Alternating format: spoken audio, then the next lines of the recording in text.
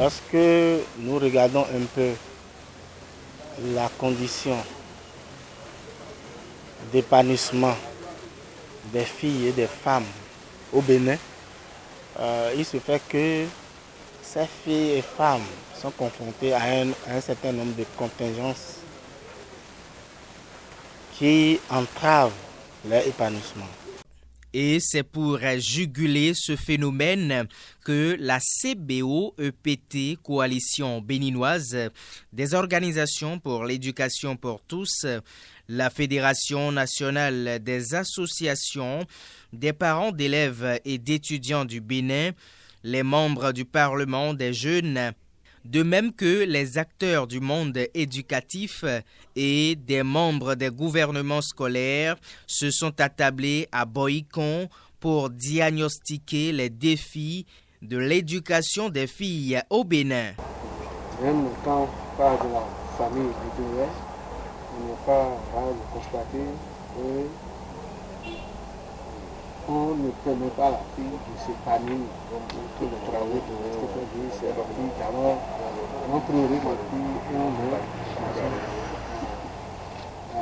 dedans.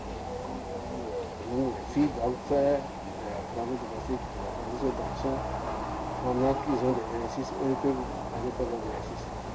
Cette table ronde, qui a pris fin vendredi 24 mai 2019, mais qui a duré 2 jours, est une initiative conjointe de Plan International Bénin et des organisations de la société civile actives dans le secteur éducatif, ceci dans la mise en œuvre du projet de promotion de la culture de la non-violence à l'école. Nous avions partagé avec les participants l'approche de transformatrice de genre du Plan International Bénin, qui voudrait que l'on accentue les interventions sur les causes profondes des inégalités de genre, qui incluent les attitudes, les normes, les attitudes, les normes et les comportements des uns et des autres dans la communauté, et qui voudrait aussi que les interventions prennent en compte l'ensemble des compartiments de la société, de la communauté, à partir de l'individu, la fille elle-même,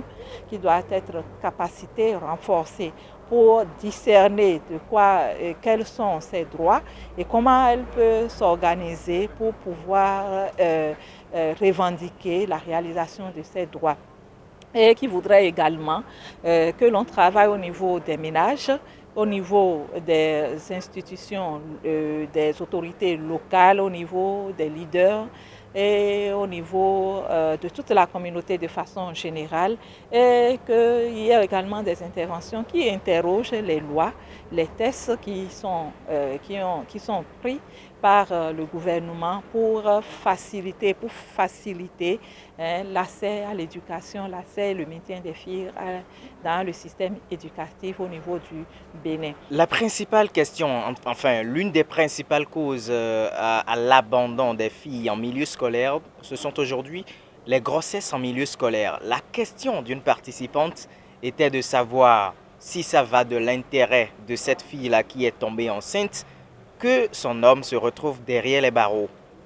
Madame la conseillère, c'est quoi votre réaction? Je trouve que c'est une question d'intérêt, une question légitime. Ça nous fait que nous sommes entre le fer et l'enclume. On se retrouve dans une situation de couteau à double tranchant où on veut bien punir l'auteur de la grossesse qui entrave l'évolution de la fille dans le système éducatif et qui en même temps va constituer un autre problème de société parce que la fille enceinte peut être rejetée par la famille d'origine qui va se retrouver peut-être dans le ménage de l'auteur de grossesse qui va être absent, des choses comme ça. Je pense que ma réaction, c'est qu'il faut tout faire pour que nous ne nous retrouvons pas dans une situation de grossesse en milieu scolaire. Nous avions lancé un plan international Bénin avec les autorités locales au niveau départemental notre campagne que nous appelons zéro grossesse en milieu scolaire. Nous devrions avoir normalement en milieu scolaire zéro grossesse. Nous avons des enfants en milieu scolaire et un enfant n'est pas censé porter une grossesse jusqu'à aller à un accouchement et avoir un enfant. Et là, ça nous crée, ça nous amène à un autre problème qui fait que dans les enfants dans une situation comme ça s'enfoncent dans un cercle infernal où ils rentrent dans le cercle infernal de la pauvreté où on est en face d'un enfant qui doit éduquer un autre enfant. Cela paraît quand même comme un témoignage étonnant. Vous l'avez suivi, des élèves garçons qui demandent à des filles dans une salle de classe où les places étaient discutées de se lever pour la simple raison qu'elles ne paient pas de scolarité. Hervé Kinha, c'est quoi votre réaction après cette réaction d'élèves? Vraiment, c'est des stéréotypes du genre. On pense que les filles n'ont pas leur place à l'école. Moi, à la place de l'enseignant qui a vécu cette scène, ça aurait été une occasion pour cet enseignant-là d'éduquer les enfants sur les droits, la convention relative aux droits de l'enfant, pour leur montrer que l'homme, le garçon et la fille sont égaux, l'homme devant la loi, l'homme et la femme sont égaux. Les jeunes qui disent ça, les jeunes élèves qui le disent, cela traduit vraiment la profondeur des pesanteurs socio-culturelles qui limitent l'épanouissement de la femme. Lorsque le gouvernement a décidé la gratuité de l'éducation au Bénin, ça profite beaucoup plus aux femmes. Parce que par le passé, lorsque j'ai 10 enfants, dont 4 filles, les parents préfèrent envoyer les 6 garçons à l'école au détriment des 4 filles. Mais aujourd'hui, l'État est en train de travailler, les ONG, les PTF, tout le monde travaille pour que ce droit à l'éducation soit un droit inaliénable, un droit pour tous les enfants. C'est pourquoi on prône aujourd'hui une éducation de base de qualité pour tous, sans discrimination. Ces jeunes qui ont dit ça, ça montre qu'au niveau familial, il y a des difficultés, des inégalités qui sont en train de se développer entre les hommes et la femme. Les inégalités sociales, c'est dans toutes les familles. Et c'est depuis la famille que cela commence. Et quand ça commence depuis la famille, ça se diffuse dans la société.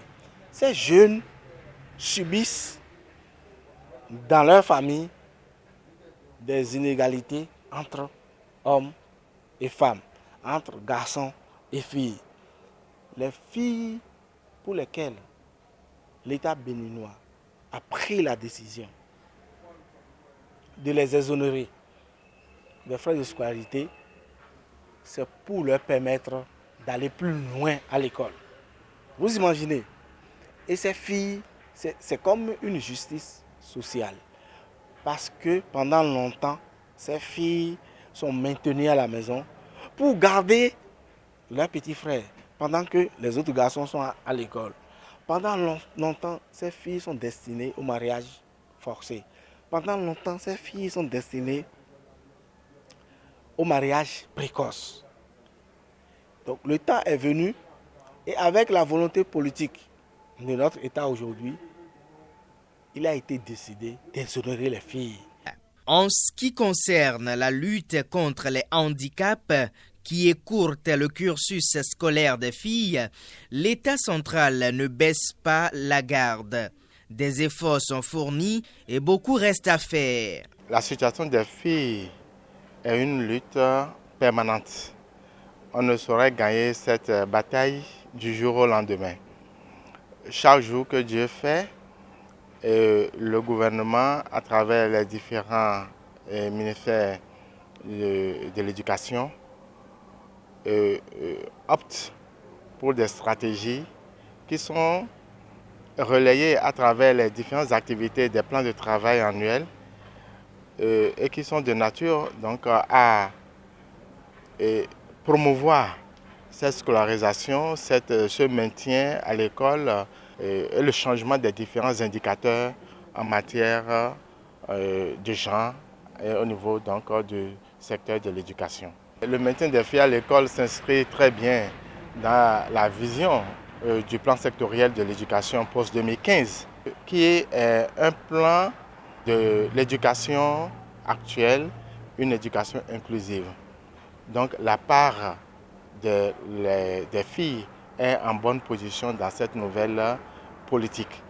Et dès que le nouveau plan sera mis en exécution, vous allez voir transparaître toutes les dispositions qui sont prises et toutes les activités qui sont prévues pour améliorer donc, les indicateurs en matière de la scolarisation des filles dans le secteur de l'éducation. Beaucoup d'engagements sont tenus. Il y en a d'autres qui restent et qui doivent être tenus. C'est d'ailleurs la preuve de ma présence ici pour parler au nom du ministre des Enseignements maternels et primaires, chef de file des ministres en charge de l'éducation, pour voir dans quelle mesure les recommandations qui seront issues donc, de cette table ronde seront prises en compte. Si certains élèves ont pris part aux échanges, c'est pour qu'ils soient informés sur les nouvelles thématiques égalité genre, équité genre, a renseigné Vital Oké, chargé de programme CBO EPT.